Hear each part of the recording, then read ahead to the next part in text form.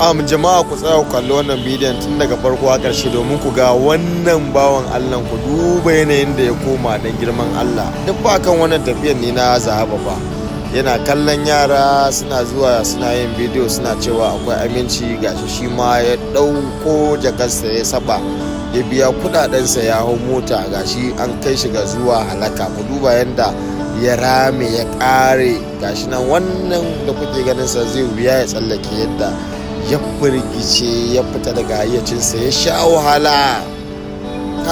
Gashi nan dai birin yi muku playin din bidiyon ku gani. افتح خشمك افتح خشمك اشرب اشرب اشرب اشرب اشرب شوي شوي اشرب شوي شوي اشرب هذا اشرب خذ نار نار نار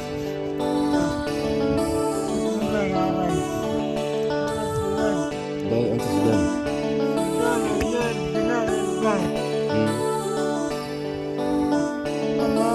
To jama'a me ribar wannan abu akan neman duniya?